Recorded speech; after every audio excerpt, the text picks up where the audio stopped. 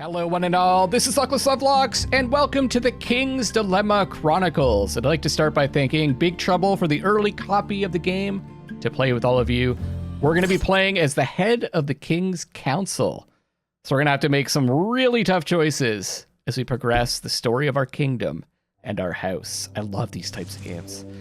Welcome to the Kingdom of Ankist, a place of daring expeditions, gruesome battles, and arcane mysteries. Located in the northern continent of Liwick, Ankist is one of the largest kingdoms of the known world, but it's not the only one. The Kingdom of Muir to the northwest advanced both culturally and technologically. The small and harmless Kingdom of Sidlada to the south with its stingy lands. The Republic of Kaupius to the northeast, with commercial abilities beyond imagination.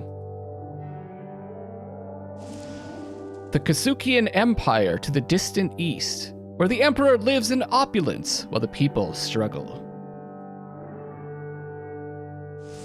The southern continent, barely explored, is only known for the fierce ivory desert and the tales and legends shared by the few foreign travelers venturing to our lands. Ankist has been enjoying several decades of peace, but less than 2 centuries ago it was divided into many small kingdoms and raider tribes. Conquered in wars or united by diplomacy over the centuries to be incorporated as duchies or marks. Little is known about what happened before this age of fragmentation, but what we know for sure is that all the lands of the known world were ruled by several lost civilizations throughout the ages. What caused these civilizations to fall is unclear. You are going to assume the role of head of the council, a governing body ruling in the name of the king located in Libra, the capital city of Ankist. Before you begin, take a quick test to determine the house that suits you best. Love it. I'll try to answer honestly this time around. I believe you can play through this game multiple times, so I'll try to do it honestly on the first one. In a financial crisis, is it moral to sacrifice knowledge in order to save money? Nay. No, I'm not a horse. Is it okay to restrict certain religious practices that clash with the established cult? I'm gonna have to go with nay here. If a neighboring country gets invaded, do we step in to support them? Yeah. Aye. With childbirths on decline, do we strongly incentivize families to have children? For the good of the realm, aye. The houses of Ankist. Each house has a different long-term goal and backstory, which affects their mutual relationship and affinity. Select info to read more about the 2 houses and make your choice. Okay. Tyrol. Originally, the present marquisate of Tyrol was part of the Kingdom of Muir. But when the King of Muir asked to share and redistribute the wealth of the nobles of Tyrol with the rest of the kingdom, your ancestors rebelled. How dare you try to change what you've always been? The nobles convinced the lower classes that the next demand would be to take the children away from their mothers and redistribute them to foreigners. In a few months, revolt sparked in Tyrol. The reign of Ankist supported the revolt of the nobles, and after a bloody war in the year 143, Tyrol was annexed to Ankist. And your family obtained the title of Marquis. Tyrol has a long coastal strip washed by the Seer Ocean, but is practically uninhabited. It's covered with forest and tormented by a stormy climate. Your people are terrified of the ocean and prefer to sail in the mild and tranquil waters of the Gulf of Isoropia, or the wild and tranquil river Amd. I clearly don't know how to pronounce any of this. You're of a very conservative tradition and have every interest in keeping the poor in misery and ignorance. so that they are easily recognizable and do not mix with your pure lineage. Doesn't really sound like me. No blood like our blood? What's their other option? Life is to be enjoyed. All wed. Now this sounds like me. Wait, oh, Nemesis? Oh, the Nemesis is the Tyrell, I guess. No, yeah, like life is to be enjoyed. Known in ancient times as the Kingdom of the Keys, the territory now called Marquisate of Alwed had many conflicts with the equally small but more combative Kingdom of Sidlada to the south. Fearing an increasingly likely invasion from the south, or so they thought, your ancestors decided to join the Kingdom of Ankist in the year 73, making futile any conquest ambition that Sidlada might have had. Since then, your army has done nothing but observe a boundary that has not been crossed for generations. Despite the relative poverty of your land, you enjoy life, good food, and excellent wine. But your supposed mediocrity and indolence, I don't know what that word means, are the object of frequent jokes and mockery from the rest of the kingdom. They don't know. This has earned your people the reputation of always choosing the simplest path and looking for shortcuts. Kind of sounds like, it's freaking sounds like me. And since your family hardly takes into account all possibilities, you never do anything to prepare your territory for adversity. You often ask the central administration for money to protect the kingdom from the imminent Sidladian invasion or other phantom threats that never materialize.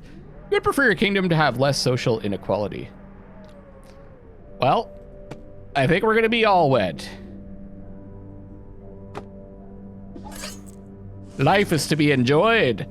A group of scholars in Libra recently discovered that ancient chronicles often blame a black circle, a dark rising sun, a cursed eclipse, or other similar images for causing the demise of many past empires. After observing similar clues in recent years, historians started speculating about the existence of a secret society that has been leading civilizations to oblivion for centuries. This organization is referred to as the Black Dawn. Some think they are a force of chaos. Others view them as an engine for creative destruction. And some view them as the heralds of a new dawn, harbingers of progress and change. Whatever their true nature really is, it seems that a huge battle is coming. As head of the council, you have the power to shape the future of this kingdom. But the Black Dawn is lurking in the shadows. Its existence is threatening and yet intriguing. Your role is to inform the king about the decisions of the council, but it is within your power to alter them if you so wish, provided you have enough power. It's time to begin. A new king is about to be crowned. How will the future of Ankist unfold? With me in charge, probably not very well. The trumpets strike 3 rising notes, and 81 doves are released. 81? One word? Is that? Anyways, doves are released as Harold V is crowned king by the prior mother of the cult. The people erupt in a cheer of joy. Our hopes of enduring prosperity are renewed with a new king. I don't know. I don't have much trust in this guy. He's already face-palming. It's like, do I have to do this? Foreign dignitaries from Kasuk, Copius, Sidlada, and Muir crowd the royal castle to evaluate the new king and win his favor. The ceremony is followed by a feast lasting for 3 days and nights along all of the streets of Libra, our capital city. A week later, sitting on his throne behind the grand chiseled door of the council room, the new king addresses us for the first time. Any authority is flickering, and power can be a blessing or a curse for those on whom it is exercised, he says. After a long pause, he adds, ruling is an unsolvable dilemma. That's the name of the game.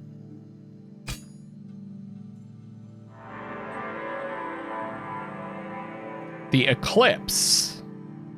Oh, I see. That's going to move along here. Keeps track of the 6 storylines of the King's Dilemma Chronicles, advancing with each story chapter. When all storylines are completed, the eclipse will end and the uprising will start. So these are the 6 different stories.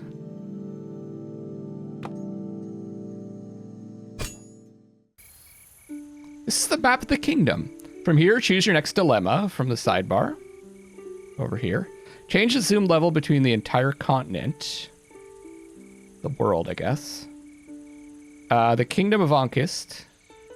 And the capital city of Libra to reveal all available dilemmas.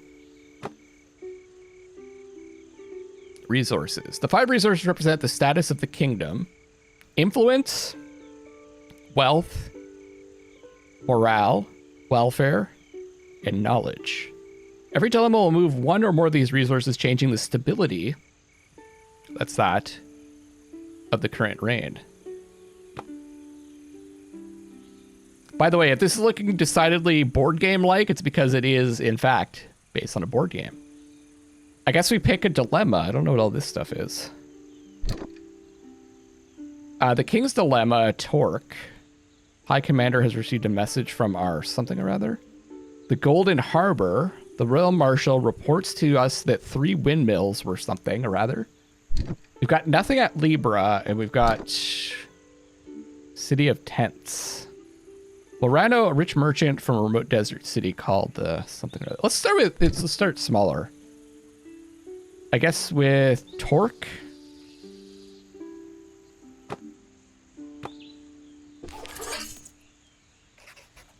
The High Commander has received a message from our soldiers stationed at the troublesome northern border of the Mark of Torque. Scarum smugglers are offering to provide us large quantities of red iron, a strange metal that can break even the strongest steel. I think that was one of the symbols on the eclipse, right? The army wants the majority of it, but there is a lot of money to be made by trading it. Do we reserve the red iron, a strong metal, for the army?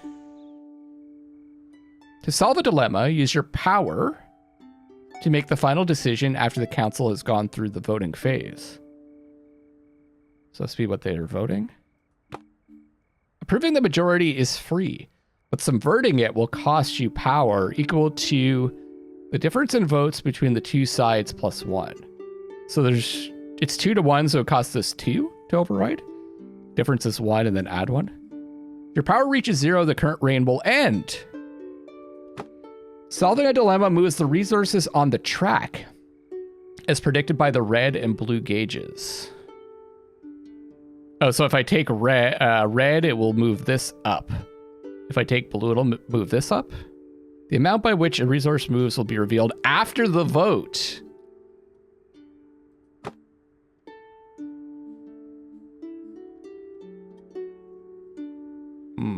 Well, let's keep our council members happy on the first one. Oh, this must be the timing of the eclipse. More members get added, I guess. A strong economy requires a strong army to protect it. The High Commander contacts the smugglers to establish the operation. This is pulsating. That's balance, right? Or stability? A steady flow of red iron from the mostly unexplored lands of the Fola Foire Mountains is supplied directly to the smiths of the army, with only a little remaining for our merchants. The Scarlet Tide. To thank the king for the prosperous business, the smugglers gift him a masterful red iron sword named Scarlet Tide. Okay.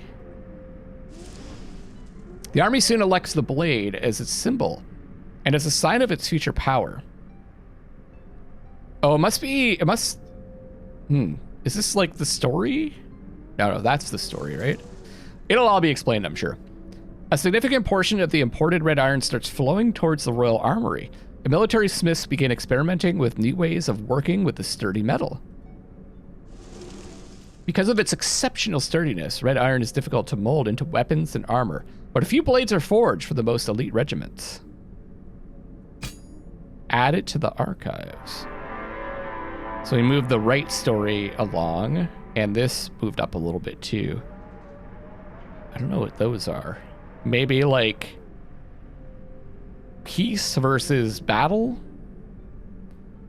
Oh, and that is, okay, so that relates to this. It's the same symbol. I don't see the scales on here, so that's the stability. Oh, okay. 1, 2, 1, 2. It went up 3? Each time a resource moves, a stability marker to the right will follow it. Oh, I see. Stability went up. If the stability marker ever reaches either end of its track, the reign will end. So I'm assuming a new king takes over if the reign ends. We'll find out. Keep all the resources in the highlighted area on the track to score more points when the reign ends. Okay.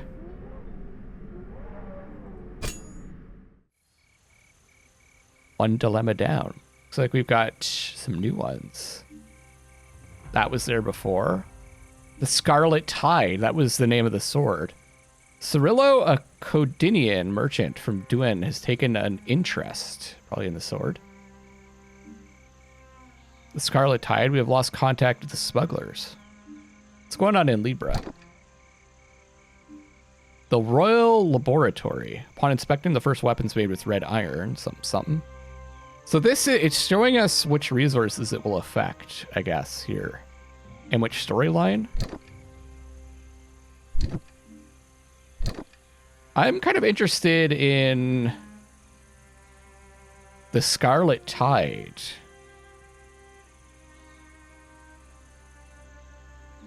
Oh, this has a value here of 5, which looks like this symbol. Maybe we shouldn't do that.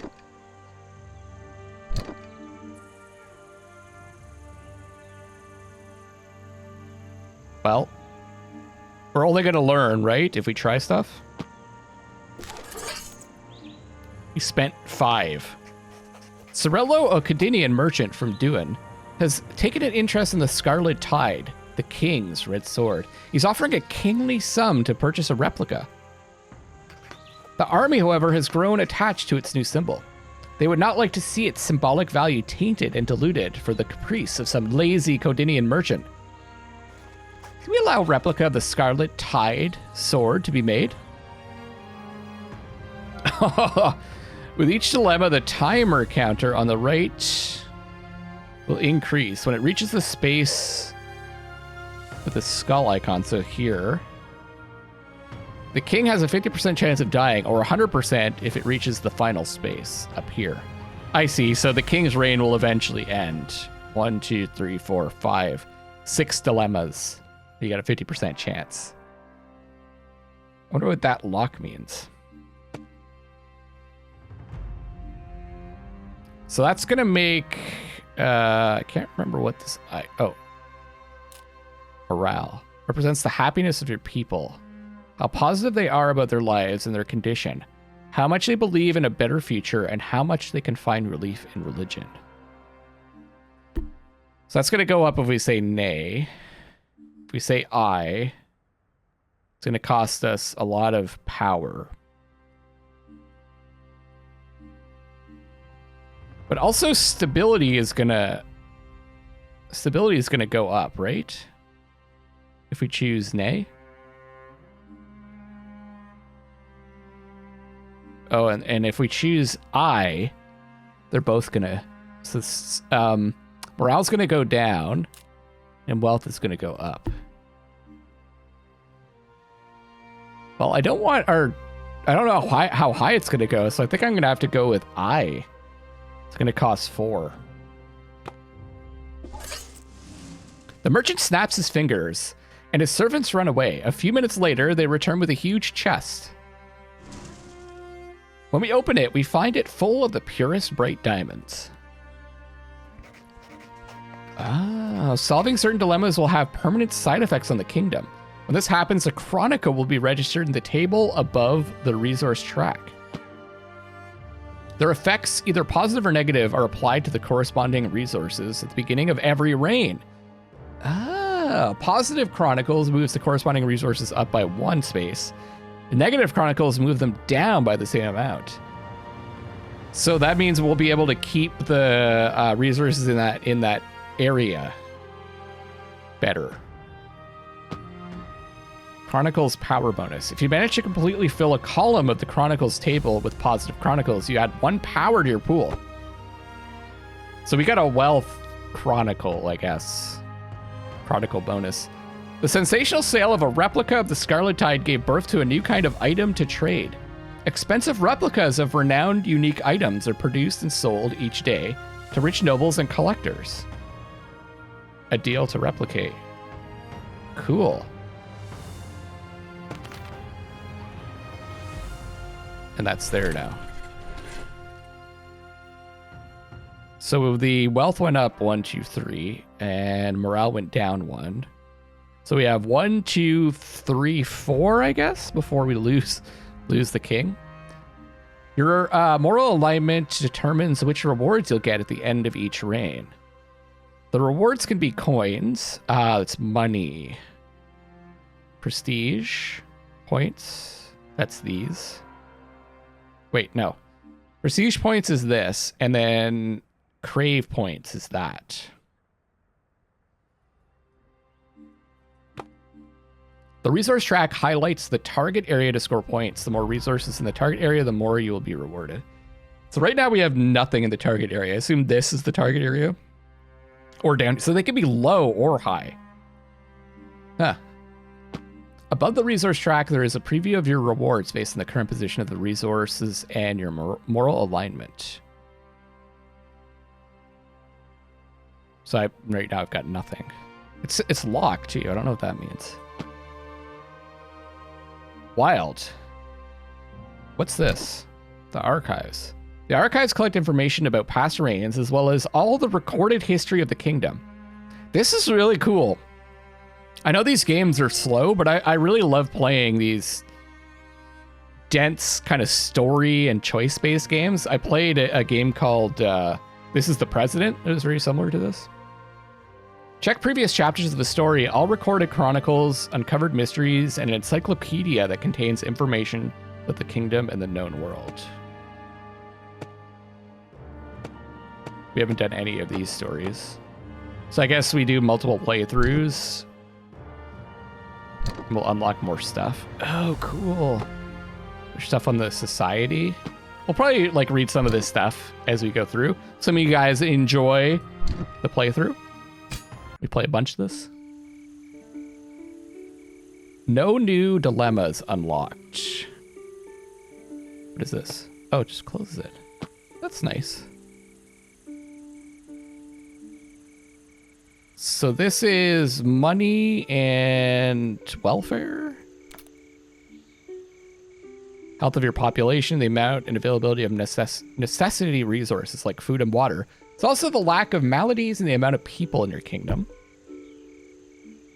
That's 3 resources.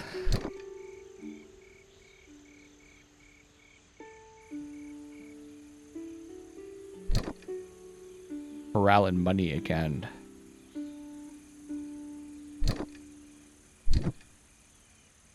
Let's go with the Scarlet Tide Royal Laboratory. Upon inspecting the first weapons made with red iron,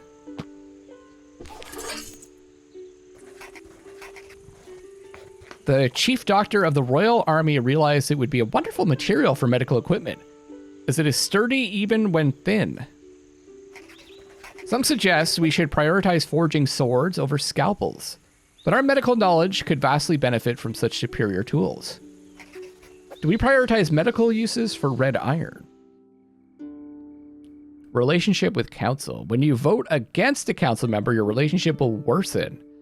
Oh, and they will eventually become your enemy. Voting in a quarter of the council member will improve your relationship.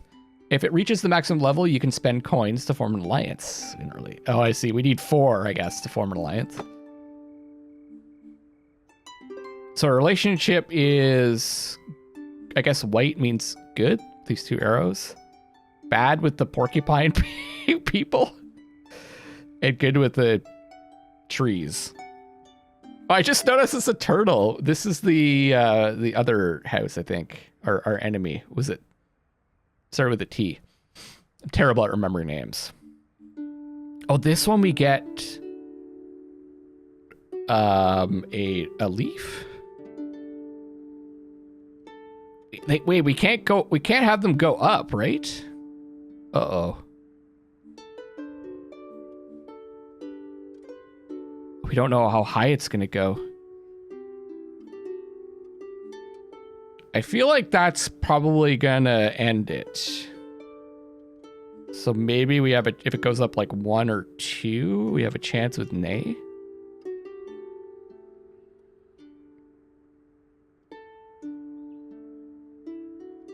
And plus we might get it into the zone. But we're going to be spending 2 of our power. All right. Healing our people is pointless if we cannot defend them. Given our limited supply of red iron, priority is given to the forging of red iron weaponry.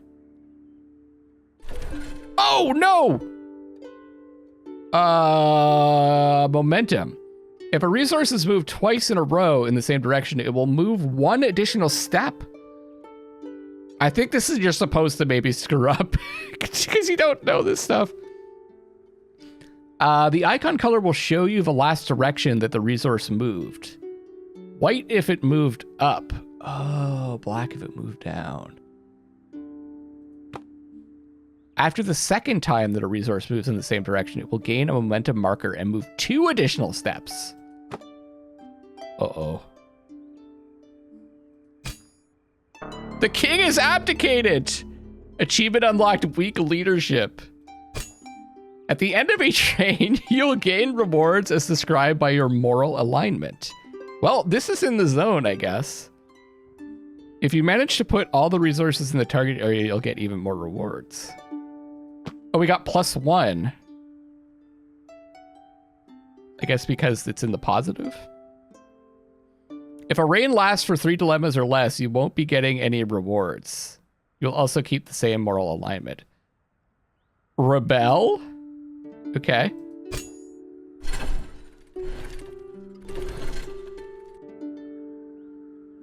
Choosing your heir. At the end of each reign, you'll have to choose the moral alignment for your heir to the head of the council. The longer the reign, the more moral alignments will be available. So we got build a royal treasure room, which we can't choose because we don't have the alignment for it. Research. Wait, it says store the riches of the kingdom in a secret room inside the castle keep. Okay, or research Libra's geology. Studying the terrain around the capital of Ankist will allow the construction of underground structures and tunnels. What is this? This table summarizes the types of preparations and their rewards. Oh, how many reigns it takes to do something?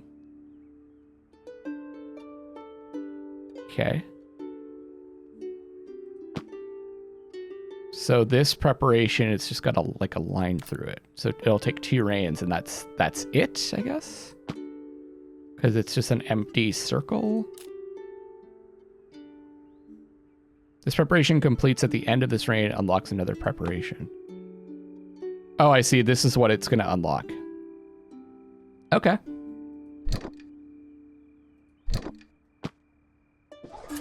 We have to spend them. You will unlock more preparations as you progress through the campaign, so visit the screen frequently to prepare for the big battle that is to come. You won't be able to unlock all the preparations in a single playthrough, as some will be locked out depending on the choices you make. That's in progress. Cool. Houses. Manage the council and review information about the houses of the kingdom here. Spend coins to replace council members, and to form alliances when your relationship level with another house is maxed out. If you form an alliance with another house, your total power increases by 1. Alliances have other benefits, such as reducing the cost of corruption. If we encounter corruption, and the cost of replacing council members. Costs are increased for enemies. With your choices, you can try to achieve the long-term goal of your house, and 2 secondary goals. Oh, I didn't notice the goals of the house. And 2 secondary goals. Completing them will grant you more power, plus a bonus of cohesion or dissent points for the uprising. Oh, we saw that. Cohesion or dissent. Our narrative goal is to foster society equality in the kingdom. Secondary goal is build the great orphanage and defend the Asher brothel. Because life is to be enjoyed. Okay. I guess we're best off with them, eh? But we can't do anything. Oh, there's 2 other houses we haven't discovered.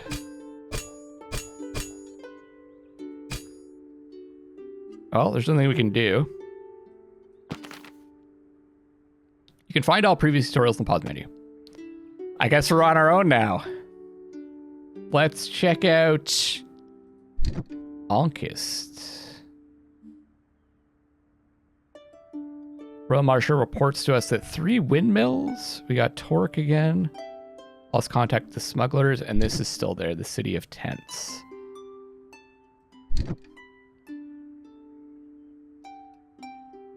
Well, let's go with wealth.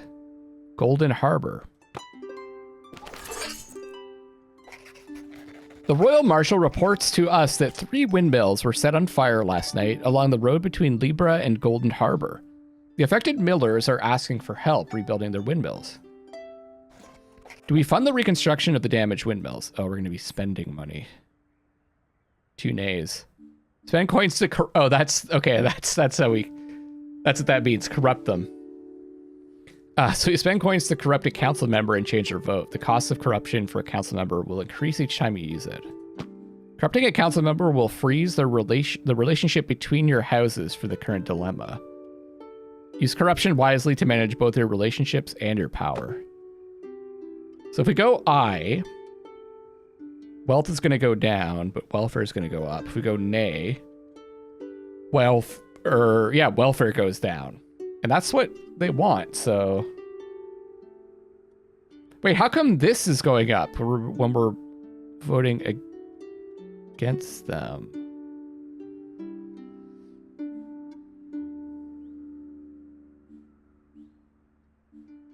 And this is going up 1. I don't know if this is good or bad. Which side is which?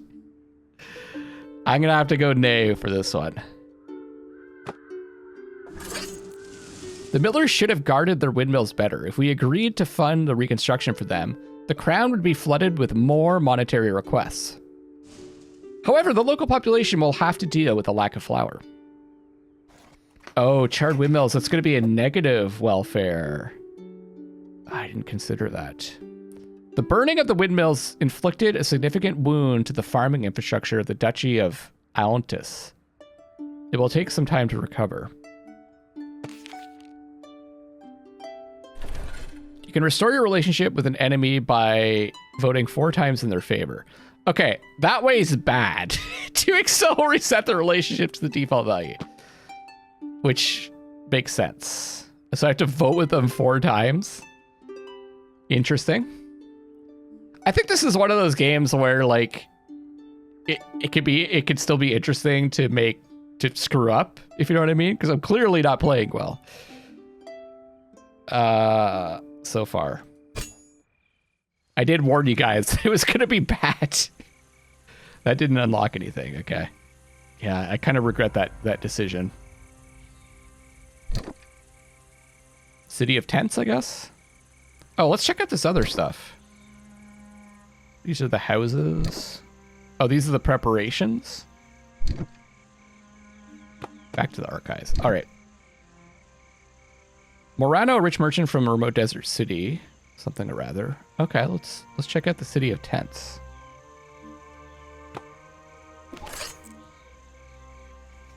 Morano, a rich merchant from a remote desert city called the City of Tents, wants to negotiate a lucrative trade agreement. Among his samples of goods is a slave concubine in chains. He claims the woman comes from a desert temple that allegedly hides the golden map, a fabled item we've been seeking for decades. Many of our people are against slavery. Do we force Morano, a rich merchant, to free the slave? Can I see our goals again? No, I can't. I is what is the majority.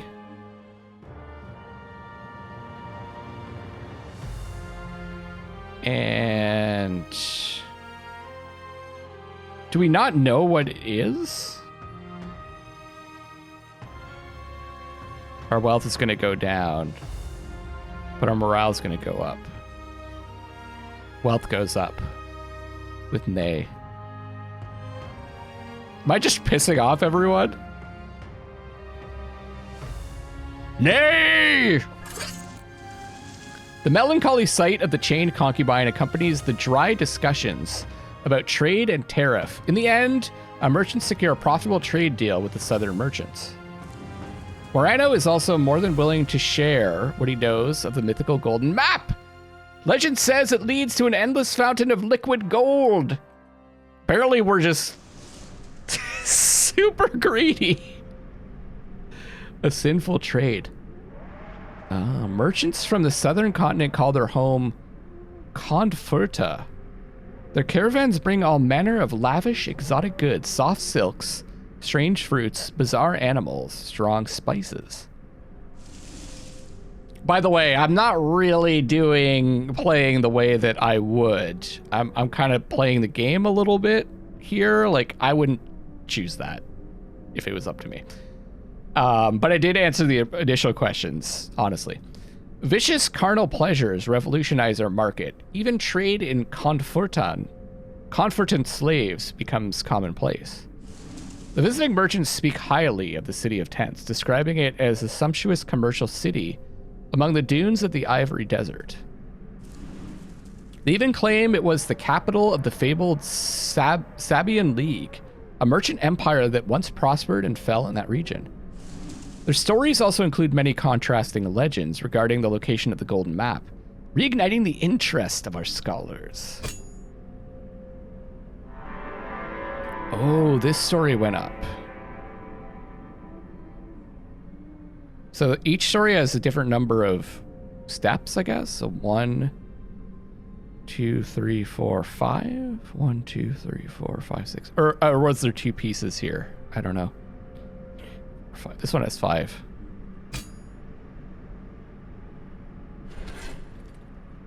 Okay, so we've got one in the zone. And we almost have welfare in the bottom zone.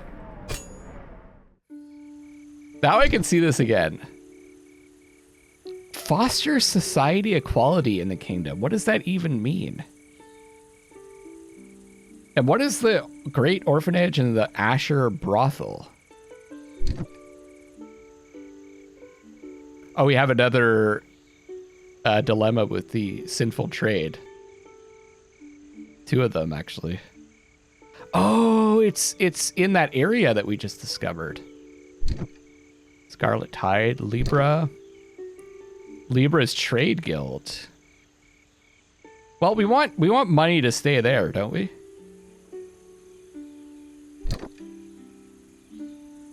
So we could do Scarlet Tide.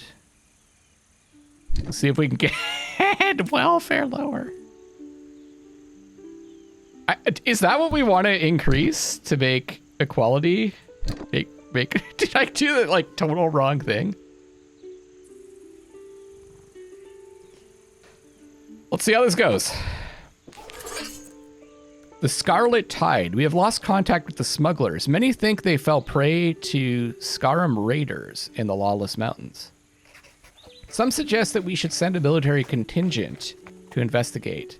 A dangerous quest, as it could be seen as trespassing by the kingdom of Enkal, further to the north, with whom we have not had contact for decades and whose military strength is unknown. We got these swords, though. Do we send the army to investigate the smuggler's disappearance?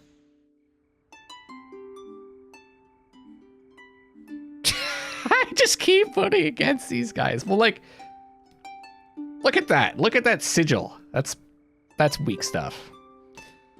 What are scrolls? That's knowledge, right? Represents the quantity and quality of the technological and medical advances achieved by your kingdom.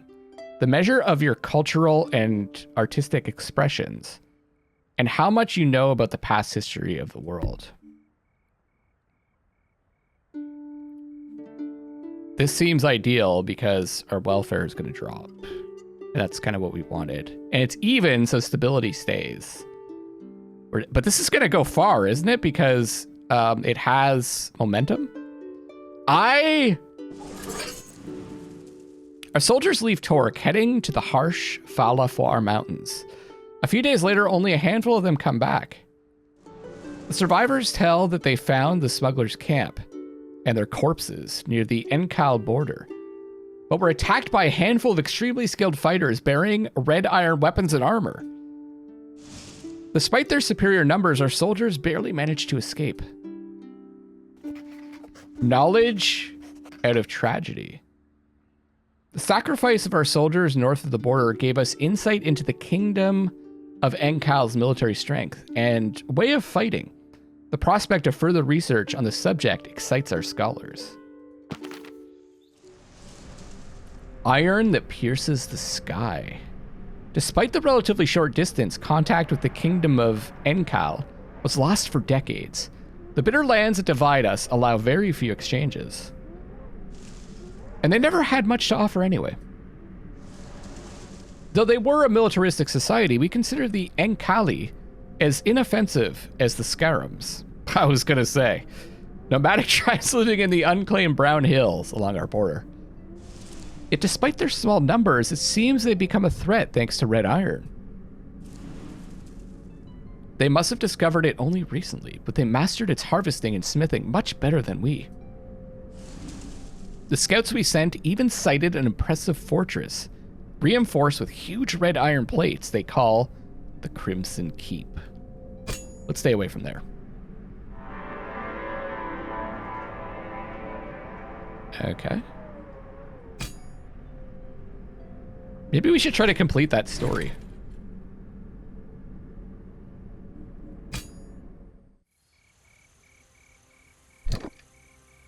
See, this is the sinful trade. Okay, yeah.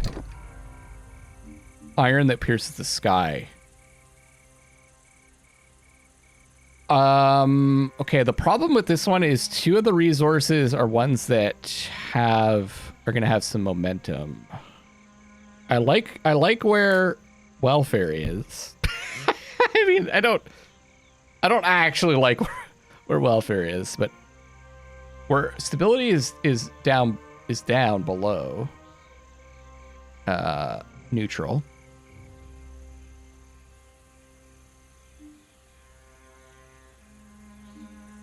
There's two different ones. I like where wealth is.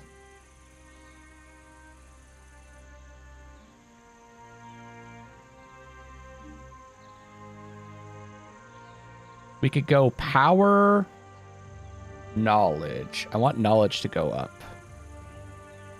Increasingly rumors of the fierce kingdom of Ink. Well, let's what's going on with Libra?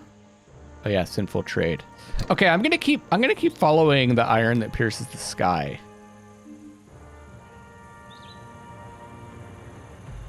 I mean, it can't go that much lower, right? So, I mean, so stability won't drop that far.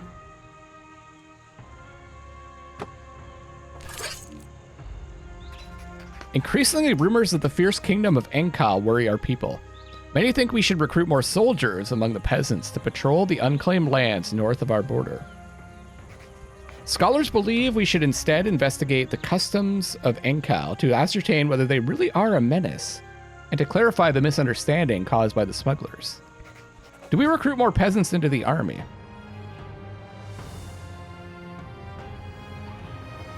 They say nay. Knowledge will go up. Power goes. I guess, yeah, nay makes sense. We're also going to get one of these. One of these!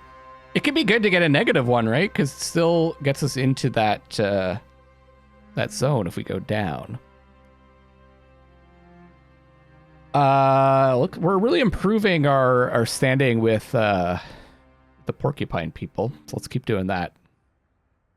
I should probably learn their names. Sticking with the porcupine people. No, let's learn about them. That's going to be a knowledge icon. Or knowledge, whatever that is. Trusted scholars begin researching the customs of the Kingdom of Enkal. Well, a delegation of brave diplomats leaves for the Crimson Keep to ask for an official audience. Many, however, fear we are leaving our borders unprotected. Know thy neighbor. Our decision to investigate the culture of the Kingdom of Incal sparked the keen interest of our scholars, fascinated by their unusual customs and habits. Know thy enemy. After the initial diplomatic incident, our diplomats have been formally invited to the Northern Court at the Crimson Keep, where they are welcomed respectfully but coldly. Incal is a small but highly competitive society. Their clans constantly struggle for leadership, and their warrior kings must display continuous strength to stay in power, which explains their exceptional military prowess. While some might regard them as barbarians, they are organized and disciplined. Serving in the army is the highest honor to them, reserved to those of proven might and impeccable courage. Though few in number, they prove a formidable foe. Still, they are honorable. As long as they are not provoked, they should pose no danger. So maybe we would have provoked them if you'd chosen the other one.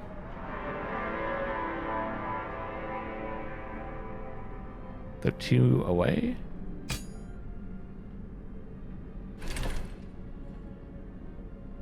So now we've got 3 in the zone. And we can get the points now, which will allow us to do the preparations. Most excellent. Look at all these world options. Ah, here's one that, oh, we're starting to run out of time, though. Here's just a single morale one. Some of our soldiers have developed an admiration. And Folafoir Mountains.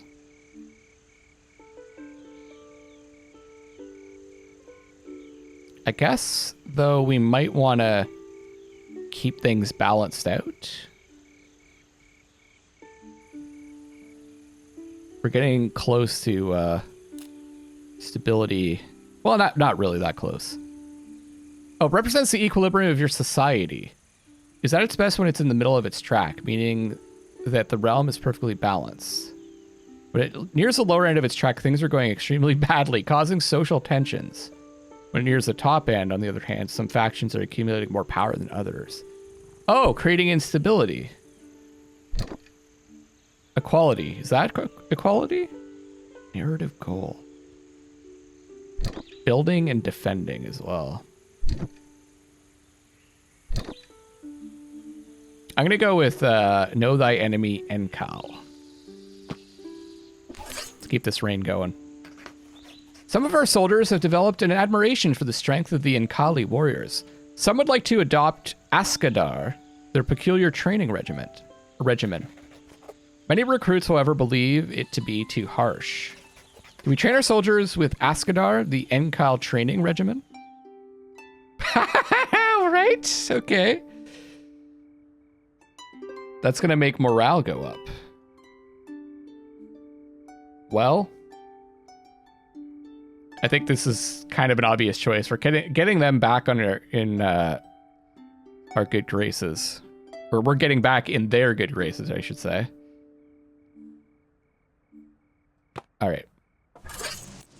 We agree with the recruits that unnecessary abuse of training regimens do not necessarily improve the skills of the troops, and certainly lower their morale. Our soldiers will keep training as they always have.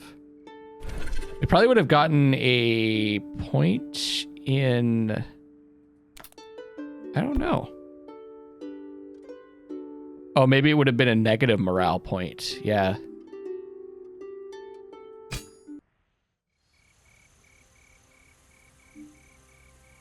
Iron that pierces the sky again.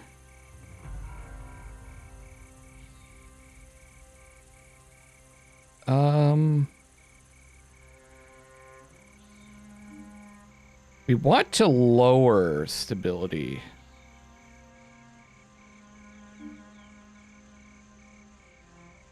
Gutlab, a disgraced and exiled Enkali clan leader, approach.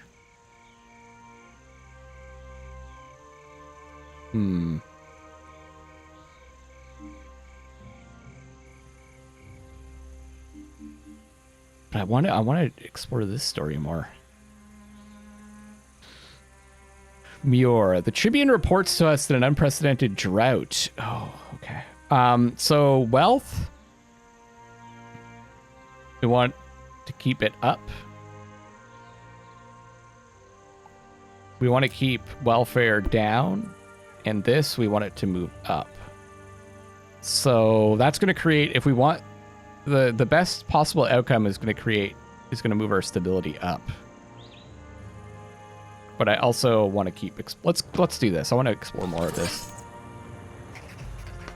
It could be that like exploring one storyline of it like just causes instability, causes you to lose your reign. You have to do it over multiple reigns. The Tribune reports to us that an unprecedented drought has hit Tyrol. Isn't this our nemesis? Ravaging crops and decimating the cattle. The price of bread has increased to the point that many among the poorest can't afford it. They're going to ask if we want to help. But the Kingdom of Muir is offering us uncannily cheap wheat. Importing it would save the poorest from starvation, but its low price is suspicious. Do we import low price Muirian wheat? I'm going to go with I. Oh, it's going to lower. Oh, I don't want that. I want to lower.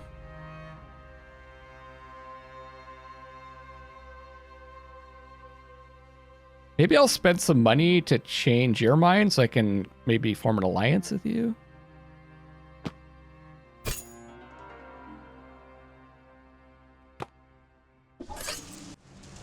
Some people believe that our avarice might doom the poorest outcasts to starvation.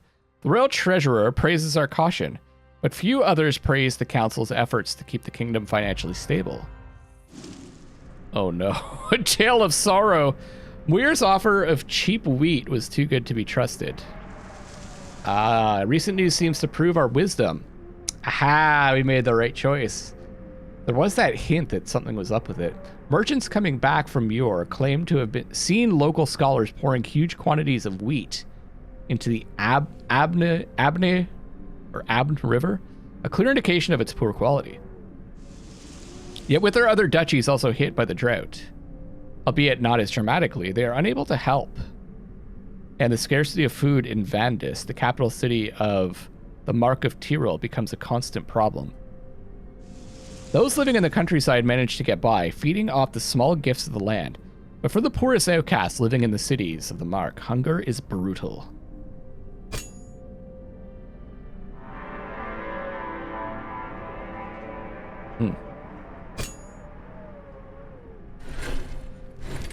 That's good.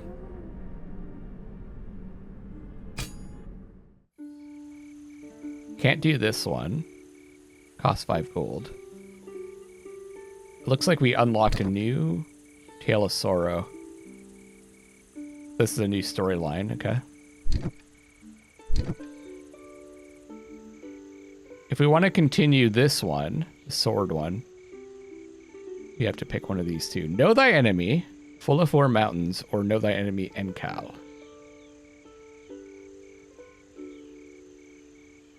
So this is influence and wealth.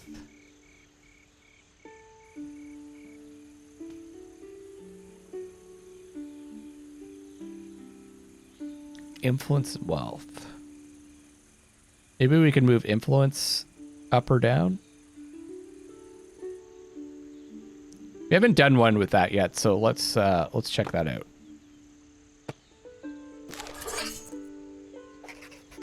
Gutlab, a disgraced and exiled Enkali clan leader, approaches our diplomats. He's plotting to overthrow the current king of the Enkali, Kaisar, and he's asking for our help. The army wants to support him. The new leader would be our ally. Our diplomats, however, believe we should reveal this plot to Kaisar to prove our honor. Do we help Gutlab, exiled clan leader, dethrone the warrior king? Oh, they're all for it. And if we agree one last time with Tree Boy,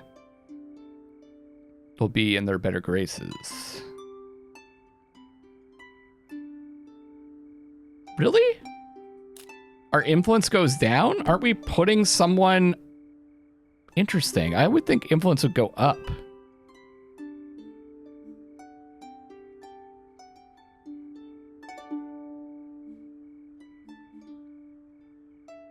And our influence, we're going to get a black influence marker, huh? We give Gutlab gold and weapons and openly support his rebellion. I would think by putting him on the throne, we would have more influence with him. But I guess it's like, yes, we have more influence with him, but throughout the entire continent, we're going to lose influence. However, by allying with an exiled clan leader, we are put in a bad light in the eyes of the other clans, who gather to support Kaisar against foreign invaders. We may have given the ever-infighting and Kali clans, ever-infighting and Kali clans an enemy to unite against. Oh, Crimson War. When the outposts in the north first report movements at the border, it's clear that war with the Kingdom of Enkal is only a matter of time. When they attack, despite our army defending an entrenched position and outnumbering the enemy 5-1, the Enkali vanquished the northern garrison with demeaning ease. Many doubt we could ever stand up to their might. Whoops. Our generals, however, believe that if we rely on our superior numbers and pool all the resources of our larger kingdom, we may still prevail. As the Enkali start marching south towards Torque, we prepare to defend our people. The war has just begun. Oops! Oh, man! Okay, we're almost done that one. That would be cool to do. Ah! Our king survived. We're at that point where we had 50% chance. I think that means they survived, right? Yeah, and we've got another one in the zone. Okay, and we're back in their kind of good graces, and we're almost allied with porcupines.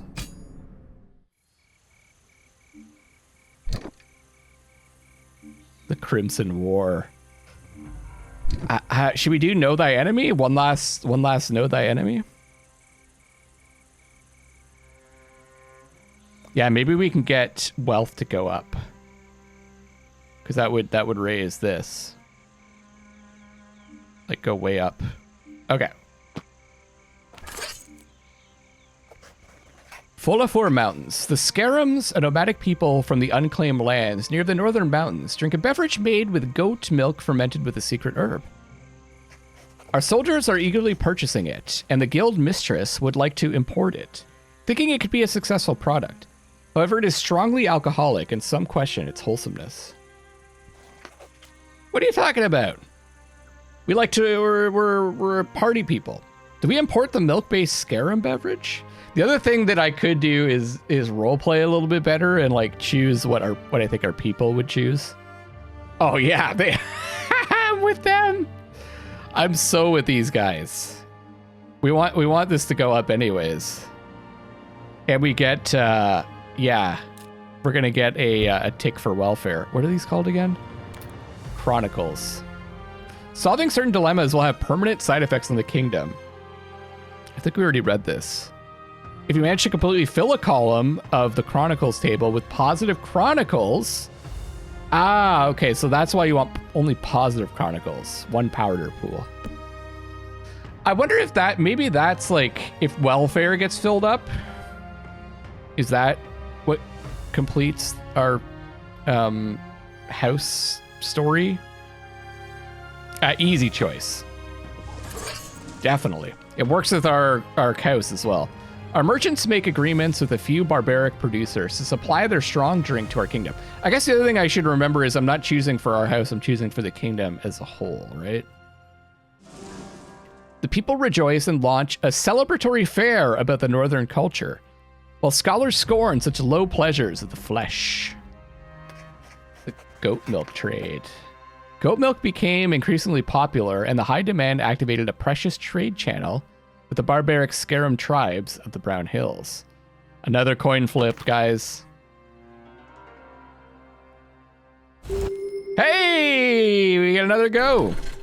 This one's going really well. If we can get that, if we can get morale up again. That would be great. Actually, can I form an alliance yet? Oh, I don't have enough money anyways. Should have saved money for the porcupine people. The Lovelocks feel our sting. We don't know what their narrative goal is. Read that later. Maybe when we form an alliance with them, we'll read it. We did not complete that story, I don't think, right? Ah, okay. It's because of the war. All right, let's do some more ones. I'm trying to get this to go up. I guess we could do Crimson War Riot. Yeah. Learning history can help generals plan better strategies.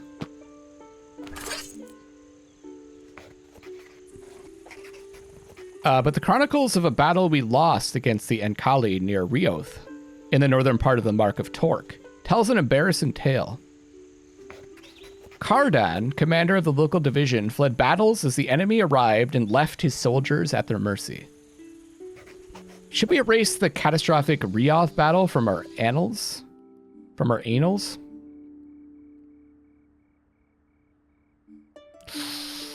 I could spend my power to go against all of them.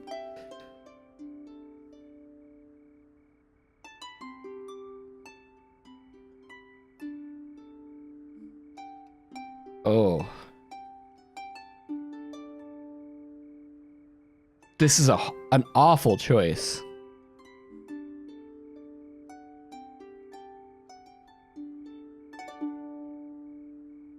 I think we're gonna get a black token, a black chronicle. If we choose this, I might have to choose I plus porcupine people, but then stability. But I'm sure we're not gonna be lasting much longer, anyways. But I want this to. I also want this to stay in this zone. Oh, this is a tough one. But it would be cool to get this maxed out. I'm gonna go with I. There's a chance stability will pass the barrier, but I don't think. I don't want to get a negative one of these. It's just there's too many, and plus we piss everyone off. There may be honor in defeat, but nothing can redeem cowardice. The name of the shameful commander Cardan is erased from all chronicles. In time, people will forget about him. Oh, we did get the negative knowledge one. I thought that was in this. Oh, I think I screwed up there. Our tendency to cover up embarrassing defeats caused by ineffective military strategies makes it hard for us to learn from our past mistakes.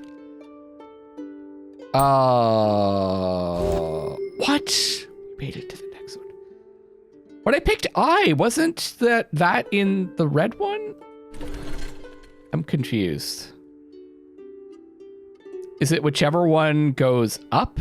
That's what I get? Well, we're still learning, right? Okay, we do keep knowledge in the zone, though, so that's good.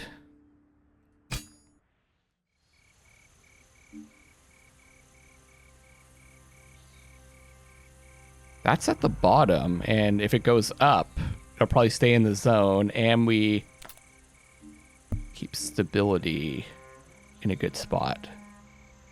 3 tops. Let's see if we can do both of these.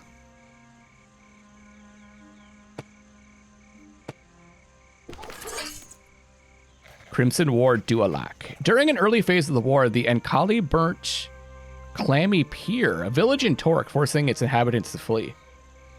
The refugees crossed the Ermac River to reach the neighboring Mark of Lovelocks and ask for help. But the locals claim they already have too many problems of their own to take care of them. Do we allow Torcan war refugees to settle in Lovelocks?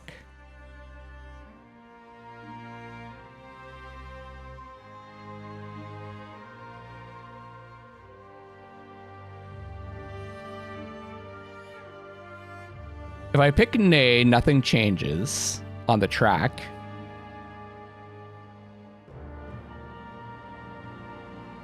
We're probably going to get a positive welfare token. Oh, no, wait, we're going to get a negative one. What if we get all negative tokens? Oh, I see. They're going to be applied. Right, so we're going to get a negative. We're going to get 2 negatives. I feel like that's the opposite of what we're trying to accomplish with our house.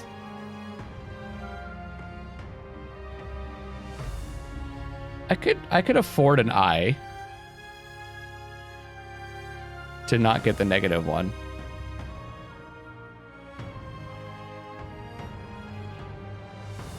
But I want this to stay high. I'm going to agree. We don't authorize the building of a new settlement. The Torcan refugees are forced to split up and seek shelter on their own. The Dualakians welcome our decision, but a community has been forced to dissolve. Yeah. The dispersed members of the clammy peer community won't forget our lack of support. Disillusioned, they indulge in thievery and looting.